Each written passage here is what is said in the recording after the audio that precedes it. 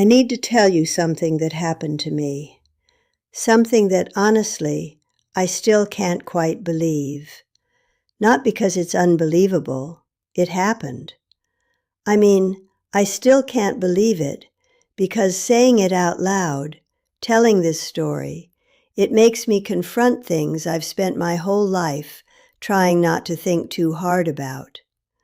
The kind of truths that, if you sit with them too long, make your chest tight. But I think you need to hear this. I think maybe I've been quiet about it for too long. For years, actually. And carrying it alone has been heavier than I realized. So here it is. This is what happened to me, and this is what I learned from it. My son moved his girlfriend's mother into my bedroom, the bedroom I sleep in, the master bedroom of the house I paid for with money I earned, the house I raised him in, the house where I brought him home from the hospital as a newborn, the house where I nursed him through chickenpox and taught him to ride a bike in the driveway and watched him get ready for prom in my mirror. And then I was given 48 hours to pack my things and leave. 48 hours. Not a conversation, not a negotiation. 48 hours in the home where I built every memory that mattered. I still remember the way he said it, so matter of fact, like he was telling me the trash pickup had changed to Tuesday, like it was something small, something inconvenient, not my entire world. And then something happened. The next morning, I looked out the study window, that tiny 7x9 room they'd given me, and the street outside had transformed. Every single house on my street had a for sale sign planted in the front lawn. Every one. 27 houses, gone, announced to the market. He came running to find me, panicked, his face pale, asking what I'd done, demanding to know. And I just looked at him and said, I called a few friends. I'm Beverly, and this is what happened. My husband died 11 years ago. His name was Robert, but everyone called him Bob. He was the kind of man who could fix anything, cars, plumbing, the kitchen sink that wouldn't drain. Whatever was broken, Bob would figure it out. He'd spend an afternoon tinkering with something in the garage, and somehow he'd emerge with it working again. He was also the kind of man who made you feel safe just by being in the room. You know the type? The ones who don't need to say much because their presence is enough. The kind of man you take for granted until suddenly he's not there anymore. And then you'd do anything to hear his voice again, to have him walk through the door, to see him in that old flannel shirt he refused to throw away. After he died, the house got very quiet. Not the good kind of quiet, the kind where you notice every creak of the floorboards, every sound that used to be normal. It's just me in this place now, this 4-bedroom colonial on a tree-lined street in the suburbs. I've paid off the mortgage over 3 decades of payments. I've got my routines, coffee on the porch, Wednesday book club at Margaret's place, my sewing on Thursday afternoons. I've got my neighbors who've become something closer than friends over the years. They're like family, really, the kind of family you choose because you show up for each other, because you actually care. My son Marcus is 34 years old. He's got his father's hands, long fingers, strong palms, hands that were made for building things. He's got his father's quiet way of looking at you, like he's listening to something beneath the words. But when he was growing up, he also had this restlessness, this hunger for something I could never quite identify, always looking for the next thing, the next girlfriend, the next job in the next city, never quite settling into anything. I watched him move through his 20s like he was searching for something, like he'd figure it out if he just moved far enough away, or found the right person, or took the right job. He was married once before, to a woman named Jennifer. She was lovely, actually. Smart, independent, had her own career in publishing. For a while, I thought she was it for him, that she'd be the one who could match his restlessness with her own sense of adventure. But they had it for a few good years, and then it just ended. The marriage, I mean. These things happen. People grow apart, or they don't grow together, or they realize they want different things. I didn't judge. I just wanted him to be okay. That's all any mother wants, really, for her child to be okay, to be happy, to find some measure of peace. When the marriage fell apart, Marcus came home. He called me one Thursday evening and said, "Mom, I need to come stay with you for a while. Is that okay?" His voice sounded smaller than I'd ever heard it. Not angry, not bitter, just small, lost. And of course it was okay. What kind of mother says no to that? What kind of mother says no to her child when he's hurting? So he moved back in. He took his old bedroom, the smaller one, with the view of the oak tree out front, the tree that he used to climb as a boy, the tree that seemed to grow as he grew, that I watched get taller right alongside him. And for about 6 months, I watched my son grieve the end of his marriage. I made his favorite foods, pot roast on Sunday, the mac and cheese I used to make for his school lunches, cookies on Friday afternoons. Little things, not fancy, just comfort.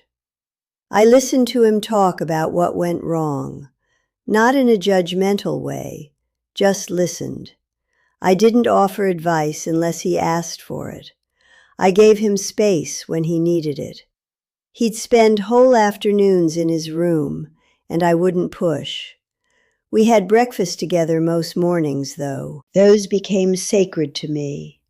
Those quiet moments with my son, coffee and eggs, and the knowledge that he was going to be okay, eventually.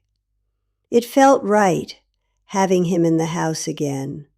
It felt like something that was broken got put back together. Like maybe I was useful again, not just the woman who rattled around this big house by herself. Like maybe my presence meant something. About 7 months in, he met Dina. I didn't know her right away. Marcus mentioned her once or twice in conversation, very casual. "I've been seeing someone named Dina." The way he said it was different, though, lighter, like he was carrying something less heavy. "That's nice, honey," that kind of thing. I tried not to get too interested. I'd learned not to get too attached to his girlfriends, given his track record. Better to stay neutral. But then one day he asked if it was okay if she came over for dinner. So I made pot roast. I spent the afternoon preparing. Chopped vegetables, set up the table, made a salad from scratch instead of just throwing lettuce on a plate. I set the table with the good dishes. The china that my mother gave me for my wedding. The dishes I usually saved for holidays and special occasions. And Dina showed up. She was pretty in that polished, put-together way that always made me feel like my apron was dirty and my hair was out of place. She had blonde hair, professionally done, I could tell, and these very organized thoughts about everything. what wine pairs with what, how to properly store vegetables so they don't wilt, the right way to feng shui a living room, as if a living room needed to be arranged according to some ancient principle. She moved through my kitchen like she was assessing it, taking inventory, noticing what was old and what was worn and what could be improved. But Marcus looked happy around her, genuinely happy, happier than he'd looked in months. I could see it in the way he watched her, the way he laughed at her jokes, the way his whole body was oriented toward hers. So I decided I liked her, or at least I decided I was willing to. That's what you do when you love someone. You try to love the people they love. You open your heart a little wider. You make room. Even when you sense on some level you don't want to examine too closely that this might not end well. Dina started coming over more and more. Eventually she was staying over. Then she had a suitcase in Marcus's room. Then she had half the closet. Then 3/4 of the closet.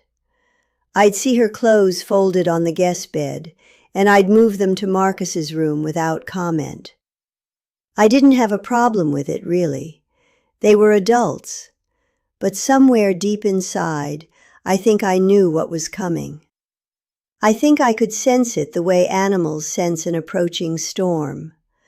Around month 2 of their relationship, Marcus sat down with me at the kitchen table. I remember that moment very clearly. I was having my afternoon tea. The light was coming through the window in that particular way it does in late spring, all golden and slanting. He looked serious. He looked like he had something to ask me, and he wasn't sure I would like the answer. He said, "Mom, I'm going to ask Dina to move in officially. She's been practically living here anyway. I want to make it official. It just makes sense." I set my tea down carefully. I remember doing that, making sure the cup was centered on the saucer, buying myself a moment to think. I said, "Of course, honey, that's fine." What else was I going to say? That I didn't want her here? That I'd preferred it when it was just me and Marcus in this quiet house that we'd rebuilt together? That sounded selfish, controlling, not like the kind of mother I thought I was. But then he said, "There's something else." And in that moment I felt it, like a door closing somewhere inside me, like I knew what he was about to say was going to change things. "There's something else," he repeated when I didn't respond, "and I need to ask you something, and I need you to really consider it before you answer." And that's when everything shifted. That's when I felt my life slip out of my control. Dina's mother, Loretta, was having some problems, financial problems, housing problems, relationship problems. She'd been living in an apartment that she could no longer afford, and Dina felt responsible for her, felt like she owed her mother something, felt like maybe this was her chance to finally take care of the person who had taken care of her. I understood that feeling. I understood responsibility. I understood loyalty to your mother. That's not something I would ever judge. But then he said, "Dina wants Loretta to move in with us. Not into the guest room, not into the basement, into the house, to live here. And not just move in. Dina wanted her to have the master bedroom, the big room with the ensuite bathroom and the walk-in closet and the windows that look out onto the cul-de-sac, the room where I'd slept for 4 decades, the room where Bob had died, the room where I'd cried after his funeral, and where I'd slowly, over the years, learned to be comfortable being alone. She wanted me to give her my bedroom. I remember Marcus's face when he said this. He was braced, like he was waiting for me to yell, like he already knew it was unreasonable, like his whole body was ready for my anger. And that was when I understood. He didn't want me to be okay with this. He was prepared for me to be not okay. But he was asking anyway, because Dina wanted him to ask. And what Dina wanted mattered more than what I wanted. That was the message underneath it. That was what he was saying. Where would I go? I asked him, not angry. I was trying very hard not to be angry. Just asking, quietly, like if I was quiet enough, there might still be a version of this conversation where things made sense. You could take the second guest room, he said, or the study. We could set that up as a bedroom. The study. I closed my eyes for just a moment. The study is 7 feet by 9 feet. It's a glorified closet, really. It has a small window that faces the neighbor's fence. It's where I've kept my sewing machine and my books and my quiet space. The room where I go when I need to be alone, where I can sit in silence and feel like I'm still myself. The place in my house that's mine, not his, not for guests, mine. I see, I said. Mom, I know it's not ideal, Marcus said, and there was almost a pleading in his voice, like he wanted me to understand, like he wanted me to make this easy for him. But Loretta's in a really bad place right now, and Dina feels like we have to help. This is our chance to actually help someone. She wouldn't ask if she didn't really need. How long would she be staying? I interrupted. I needed to know this. I needed to know if this was temporary or permanent, if I was being displaced for a week or 6 months or forever. Marcus couldn't answer that. His mouth opened and closed. He looked away, which meant he didn't know, which meant he hadn't asked Dina how long, which meant maybe forever, maybe years, maybe indefinitely. I need to think about it, I said, and I meant it. I genuinely thought maybe, after time to consider, some solution would become clear to me, some way to make this work that didn't involve me becoming a guest in my own home, didn't involve me giving up my space, didn't involve me shrinking myself to make room for someone else. But Marcus didn't want me to think about it. He wanted an answer, right then, right there at the kitchen table, and he wanted it to be yes.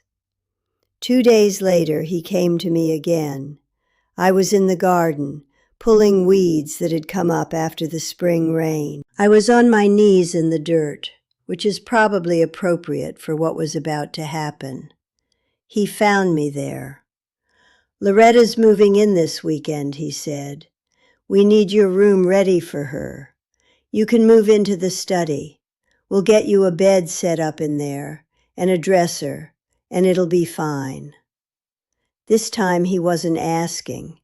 This time it wasn't even really a conversation.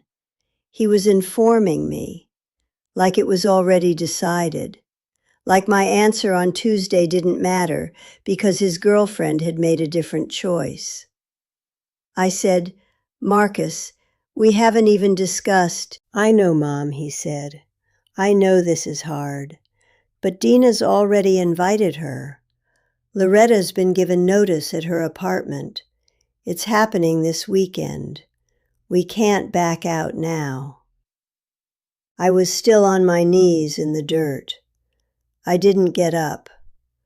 I think I was trying to process what he was saying, trying to understand how we'd gone from, "Can I ask you something?" to, It's already happening in 2 days. And just like that, I wasn't being asked to sacrifice anymore. I was being told to get out of the way, to make room, to be smaller.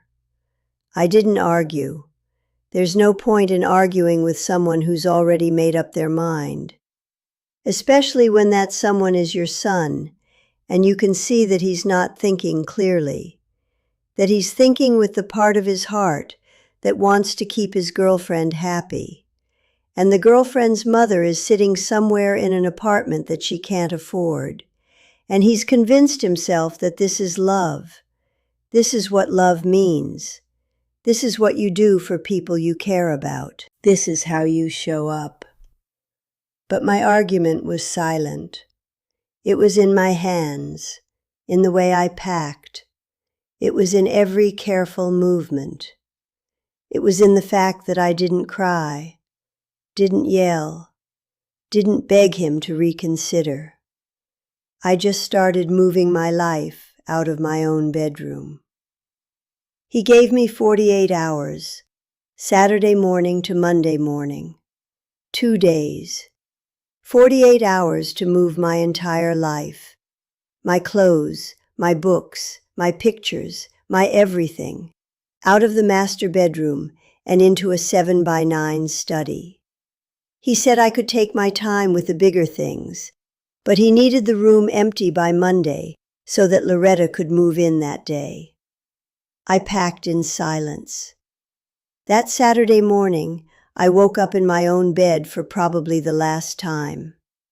I lay there for a while, just looking at the ceiling, just feeling it, the weight of it, the unfairness of it, the shock that my own son would do this, that he would choose someone he'd known for 7 months over the person who'd raised him. I didn't cry. I didn't curse at him. I didn't call anyone or text anyone or reach out to anyone. I just got up and started packing. I systematically went through drawers and closets and took everything that was mine, everything that had a mark of Beverly on it, and I reduced my presence in that house to a room the size of a closet. I was very deliberate about it, very methodical, like I was packing a suitcase for a trip I didn't want to take. I packed the china my mother gave me for my wedding. I packed the linens I bought with my own money over 30 years of marriage. I packed the curtains I'd hung myself to frame the windows just right, the ones that let the morning light in at that perfect angle. I packed 40 years of my life into boxes and bags and carried them downstairs and into the study, one load at a time. My arms ached, my back ached, my heart ached. By Sunday night, my master bedroom was empty except for furniture. The big bed where I'd slept with Bob, the dresser where I'd kept my things, the nightstands, all waiting to be cleared out by someone else's mother. By Monday morning, it didn't look like I'd ever slept there. It looked like a room waiting for a new occupant, like I'd never existed in that space at all. Loretta showed up Monday afternoon with 3 suitcases and a very specific idea about how things should be arranged. Within an hour, my room had become hers. She was rehanging the curtains I'd so carefully chosen. She took them down with such efficiency, like they'd been wrong all along. She was moving my furniture to the sides, against the walls. She was making it into something that was hers, not mine. She was erasing me from my own bedroom. And I was standing in a 7x9 room with a twin bed and a dresser from my guest room, wondering how my life had suddenly become this. How quickly a person could become invisible in her own home. How fast I'd been reduced from the woman who owned this house to the woman who was being permitted to stay in it. That Monday evening, after Loretta had settled into my room and I'd closed the study door on myself, I sat on that twin bed and I called Sandra. Sandra has lived 3 houses down from me for 29 years. We moved to this street around the same time, back in the mid-90s. Her husband Frank built the deck on his house in 1997, and Bob went over to help, and they became friends. The two of them would spend Saturday afternoons working on some project or other. When Bob got sick, Frank was one of the first people at our door. When Bob died, Frank and Sandra brought me casseroles for 3 months straight. They just showed up. Every Tuesday and Thursday, there'd be a casserole in a dish with Sandra's name on a label, ready to be returned. No judgment, just showing up, just saying, "We're here." Sandra's the kind of person who shows up. She's the kind of person you trust. The kind you can ask things of, even impossible things, and she won't question you. She'll just say yes. When I called her that night, my voice was quiet, but I was clear about what I needed. I was very clear, and I was very specific. "Sandra, I need a favor," I said, "and I need you to trust me that I know what I'm asking, that I have a reason, that this is important." There was no hesitation in Sandra's voice. No, "What's wrong?" or "Are you okay?" Just immediate, absolute trust. "Anything, Bev, you know that. I need you to call every person on this street, everyone who's been here for at least 20 years. I need you to tell them something from me, and I need you to ask them to do something specific, something that might affect their property values." "Okay," she said, "tell me." And then I told her what to say. I told her exactly what I needed from our neighborhood, and she listened. And she didn't ask why, and she didn't tell me I was being crazy or vindictive or whatever else someone might have said. She just said, "I'll make the calls tonight." Sandra called Margaret next door. Margaret, who'd become one of my closest friends, who I had tea with every Wednesday afternoon. Margaret called Harold and June on the corner. Harold and June, who'd been hosting that 4th of July party every year since the 90s. Harold called Dolores. Dolores called Ray. It took maybe 90 minutes for the message to spread through the neighborhood that had come to my baby shower in 1987, that had helped me mow my lawn after Bob got sick, that had gathered in my backyard for 3 decades of 4th of July parties and holiday dinners and backyard barbecues. The neighborhood that had watched Marcus grow up, that had given him birthday gifts, that had celebrated his graduation and his wedding, and been there when it ended. The message was simple, but it was also a promise. Bev needs to know that if she needs to move, this block will move with her. If she needs to sell, we'll put our houses on the market at the same time. No exceptions, all of us, together. I didn't ask them to actually do it. I just needed to know that they would. I needed to know that if I lost my home, I wouldn't lose my community, that I wasn't alone in this, that there were people who had my back, people who would stand with me, even if it meant risking their own financial security. That was what I needed, not to hurt Marcus, not to destroy his house's value, just to know that I mattered, that I was worth something, that my neighbors saw me and valued me and would show up for me the way I'd shown up for them for 30 years. That night, I slept in my 7-by-9 room. I didn't sleep much, really. I lay in that twin bed, and I listened to the sounds of the house shifting into a new configuration. Loretta moving things around in what used to be my room. Marcus and Dina talking softly about something. The creaks and groans of an old house settling into its new reality. But at some point, I felt something shift in my chest. Not peace exactly. Not vindication. Not even anger anymore. But something like strength. Like I'd made a choice, and now I was going to live with it. Like I'd reached out and asked for help, and that had mattered. Like I wasn't as powerless as I'd felt when Marcus told me to get out. Tuesday morning, before dawn, I got up. I didn't try to sleep anymore. I just got up and looked out the small window of the study. The street was still dark.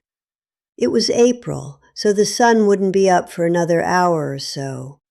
Just that gray-blue light of early morning. I made coffee in the kitchen without seeing Marcus or Dina or Loretta. I avoided them. I wasn't ready for conversation. I just made my coffee and went back to my room and sat in the darkness and waited for the sun to come up, for something to happen. By 6:30 a.m., the street was coming to life. I could hear the sounds of movement, car doors, footsteps, tools being gathered. And one by one, from my window, I watched my neighbors walk out to their front lawns. Sandra was first. She came out with her husband Frank, carrying a stake and a sign. Margaret came next from her house with another sign. Harold and June together, June holding the sign while Harold hammered it into the ground with steady, purposeful strikes. I could hear the sound of the hammer even from inside the house. Thunk, thunk, thunk, like a heartbeat, like the neighborhood waking up and saying, "We're here." By 8:30 in the morning, every single house on my block had a for sale sign planted in the front yard. 27 houses, all of them, a wall of signs, a statement, a declaration. 27 houses, all up at the same time. A whole block suddenly announcing itself to the market, ready to sell. Do you understand what that does to property values? When one house goes on the market, it's just supply and demand, normal, no big deal. When an entire neighborhood goes on the market at once, it's different. It's a crisis. It's a signal that something's wrong, something bad. Something that's making all these people decide, all at the same time, that they need to sell and get out. Prices plummet. Buyers get nervous. It's a financial disaster waiting to happen. In real estate, it's called a red flag listing, and it can tank property values for blocks. By 9 a.m., Marcus came running downstairs.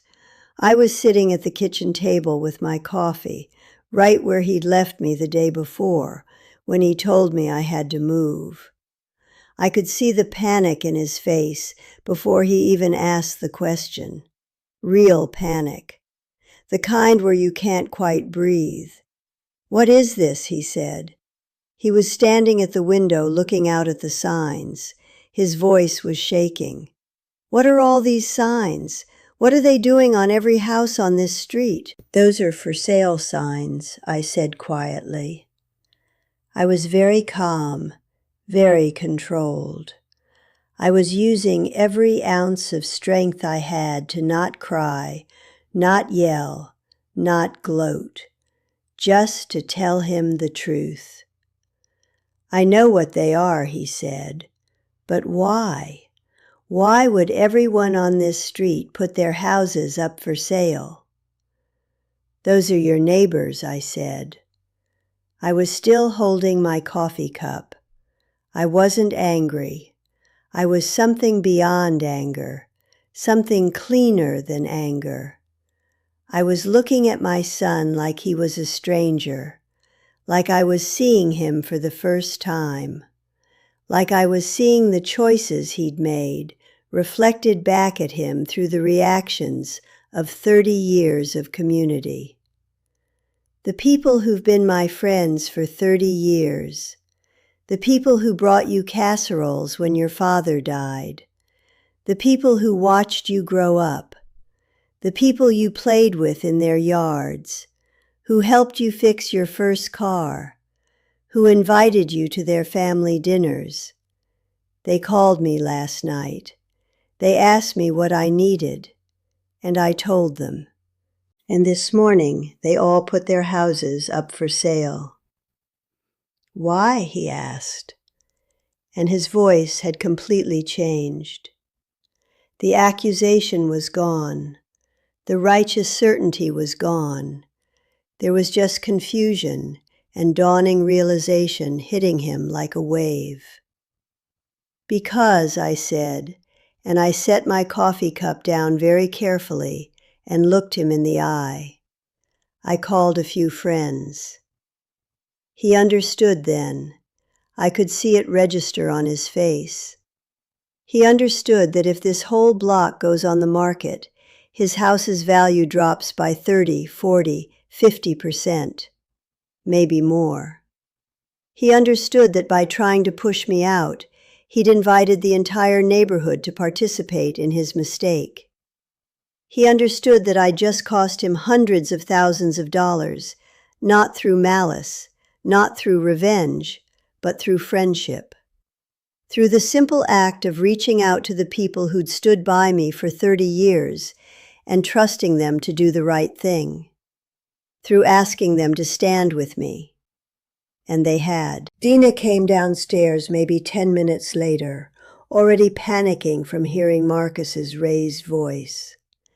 She saw the signs from the kitchen window, and her face went pale. Actually pale, like all the blood had drained out of it. "What happened?" she asked. "What are all these signs?" "I got angry," I said. My voice was very quiet, very controlled. "And I called people. Your mother-in-law has more friends than you realized." She didn't say anything. She just stared out the window at those signs, at the signal to the world that something had gone very wrong in this neighborhood. By noon that day, the real estate agents were calling. Not one or two, multiple agents, fielding calls from worried neighbors who suddenly realized what was happening. By 2 p.m., one agent actually came out to do a preliminary assessment. He walked the street, took pictures, and then came to talk to Marcus. I heard him from the kitchen. He said that yes, the sudden glut of inventory on the block would definitely impact market values. 15 to 20% hit, maybe more, depending on the market, depending on how long these signs stayed up.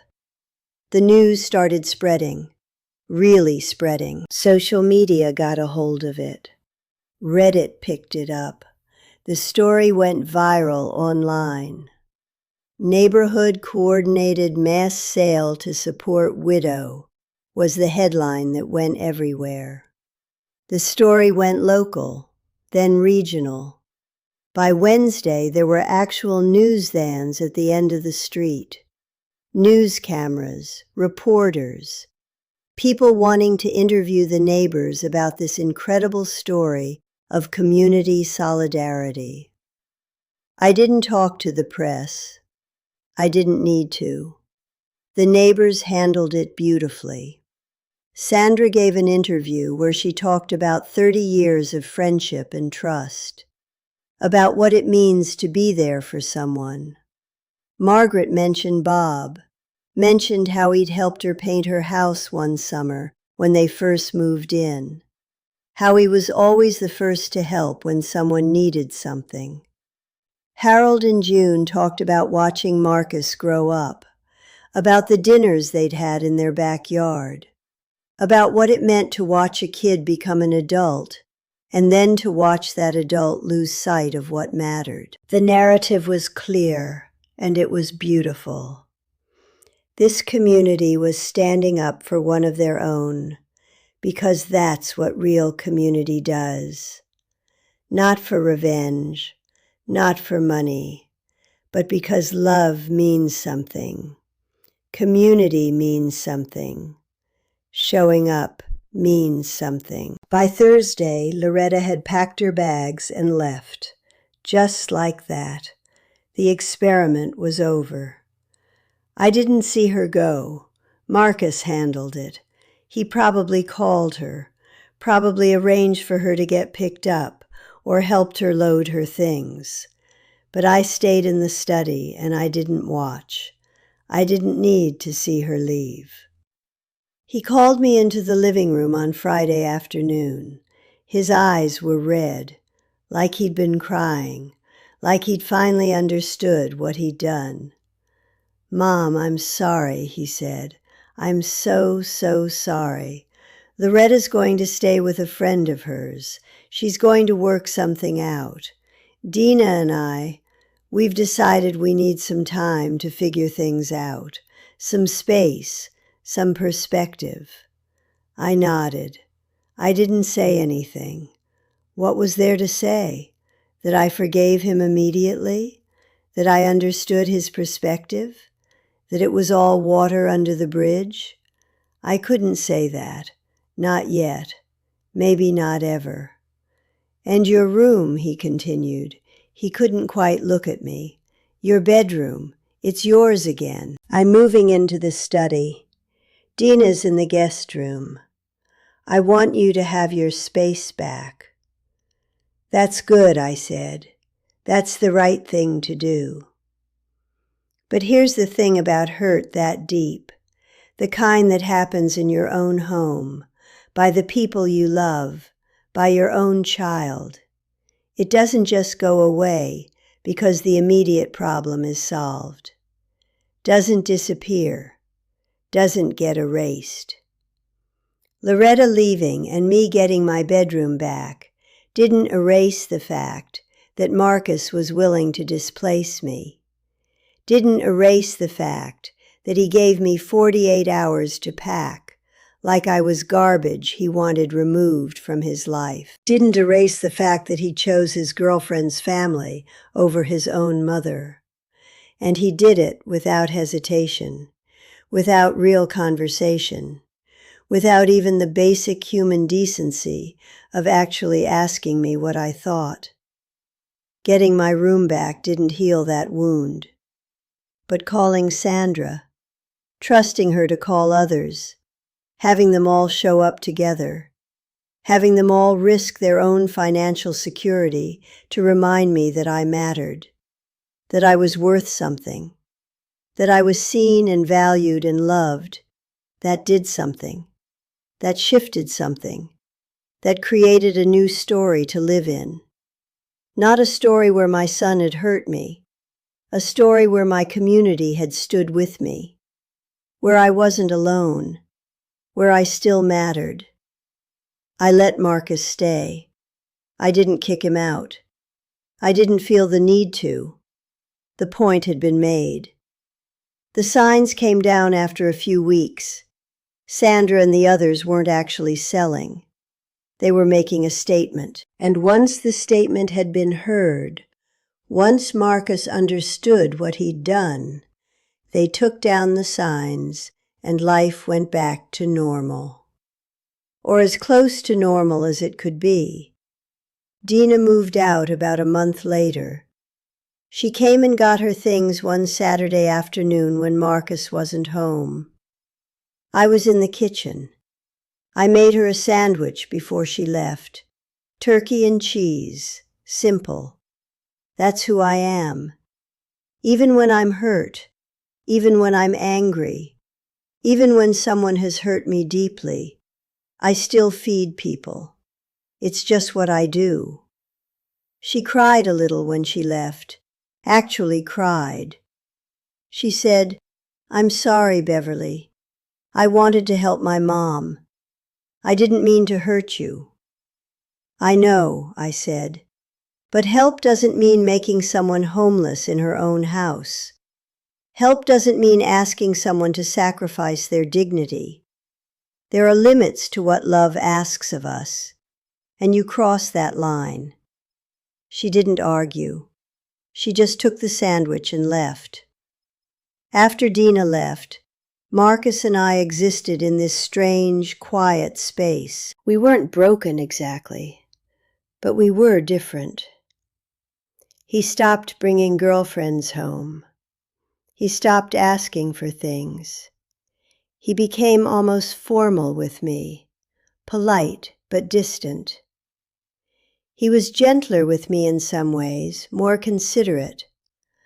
But there was something different between us now, something that had shifted in that weekend when he told me to move out, something that wouldn't shift back, no matter how many times he said he was sorry.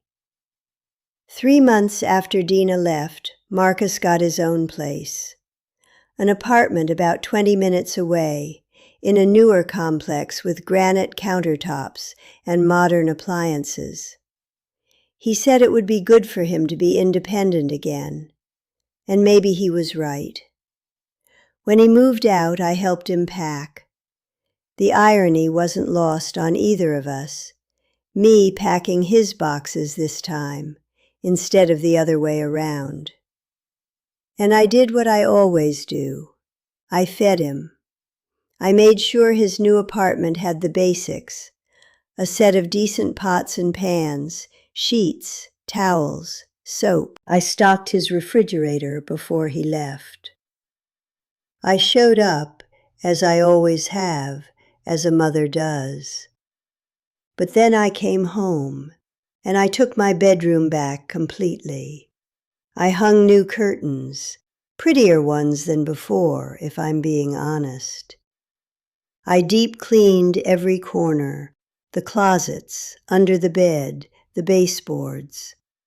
I opened the windows and let the fresh air come in, let the smell of Loretta fade away. I brought my furniture back in, my books, my pictures, all the things that made it Beverly's room again, instead of a space I was visiting. I reclaimed the space that was always mine, and I felt something settle in my chest that had been unsettled since Marcus first asked me to give it up. Not peace exactly, but something like rightness, something like I was finally back in my own life. I'm 74 now. I don't know how many more years I have in this house. Maybe 5. Maybe 15, maybe 20 if I'm lucky and I take care of myself. I don't know if Marcus will eventually understand what happened, or if he'll just remember it as the time his mom pulled some clever, manipulative stunt that hurt him financially, that cost him money, that embarrassed him in front of the neighborhood. I don't know if he and I will ever find our way back to the closeness we had before, to those easy mornings when it was just the two of us and everything made sense. I don't know what the future holds for either of us, but I know this. I know who I am. I know who I've always been. I know that I raised my son to be brave and independent. And even though he failed me in a really important moment, that doesn't erase who I've been to him or who I am to myself.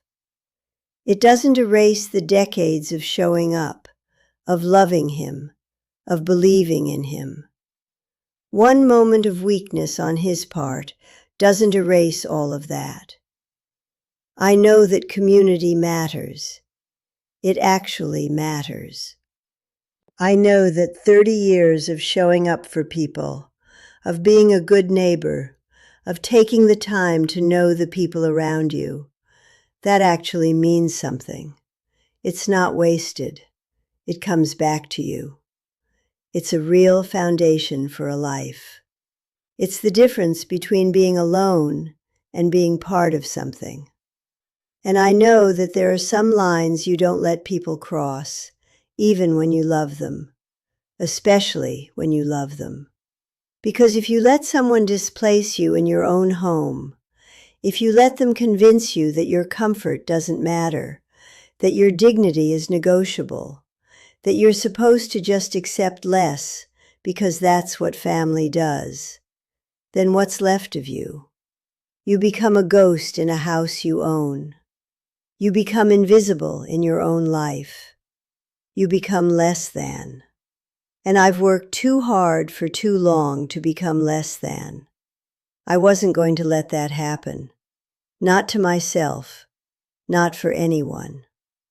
Some people heard this story and they said I was cruel to Marcus, that I should have just let it go, been the bigger person, sacrificed more, been his mother in the way mothers are supposed to be, without boundaries, without limits, just endlessly giving and accepting.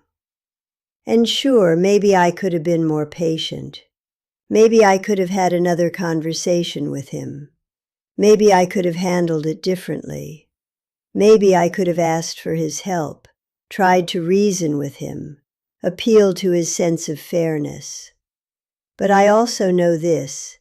Sometimes the most loving thing you can do for your child is show them, through your actions, what you won't tolerate. Show them what self-respect looks like when you actually live it. Show them that you matter, that your needs matter, that your home and your dignity and your space in the world are non-negotiable. Because if you don't model that, if you spend your whole life saying yes to things that hurt you, if you accept less and less until you're barely there anymore, what lesson are you teaching? That everyone's needs matter more than yours? That you're meant to be walked on? That love means erasing yourself? My father used to say that the measure of a person's character isn't in how much they can take. It's in what they refuse to accept. It's in where they draw the line and say, this far and no further. Marcus and I are okay now, by the way. We're not close like we were. That door closed, and I don't think it's going to open again in quite the same way. But we're okay. He calls on Sundays. We have dinner together maybe once a month. He's thoughtful with me in a way he wasn't before, more considerate. He doesn't take me for granted. And sometimes I wonder if he understands, really understands, what I did and why I did it. If he understands that I wasn't trying to hurt him, I was trying to save myself. I was trying to teach him something about what matters, but I don't think I need him to understand for it to have been the right thing to do. I know it was right. I feel it every time I sit in my bedroom. Every time I look out those windows at the street where I've lived my whole adult life. Every time I wake up in my own space, in my own home, as myself. The for sale signs came down about 2 weeks after Loretta left. Just like that. One morning I woke up and they were starting to disappear. Sandra's house never sold. Neither did Margaret's. Harold and June's house got one offer, but they turned it down, and the buyer lost interest. The neighborhood stayed mostly intact, just like before. The market stabilized. Life went on, just like it always does. But something had changed. Not in the neighborhood, in me, in the way I understood community, in the way I understood what it meant to matter. And every single morning, I still sit on my front porch with my coffee, and I say good morning to my neighbors. Sandra still brings me tomatoes from her garden in the summer. Margaret still stops by to chat about the day. Harold and June still invite me over for their annual 4th of July party. We all know what happened. We all know how it ended. And we don't talk about it much. It's not the kind of thing you dwell on, but it's there, woven into the friendship now. It's a story we all share. A story about showing up when it matters. A story about loyalty. A story about knowing your worth and demanding that others know it too. That's the thing about living your life right, about being a good person in your community. It matters. It's not wasted. It comes back to you in the moments when you really need it. The moments when you're forced to choose between your son and your self-respect. And you realize that maybe the two things don't have to be a choice at all. Maybe you can have boundaries and love at the same time. Maybe you can say no and still be a good mother. Maybe dignity and love aren't opposites. Maybe they're the same thing. I'm still Beverly. I'm still here in this house I paid for, that I've maintained, that I've cared for. I still sleep in my master bedroom with the windows that look out onto the cul-de-sac. And every morning when I look out those windows, I see the street where I've lived for 4 decades, where I've buried my husband, where I've raised my son, where I've made a life worth living, where I've learned who I am and what I'm willing to accept. And I feel grateful, deeply grateful. Grateful for the people who showed up for me when I needed them. Grateful that I had the courage, finally, to show up for myself. That's what I want you to understand about this story. It's not about revenge. It's not about hurting my son or getting back at him or teaching him some cruel lesson about consequences.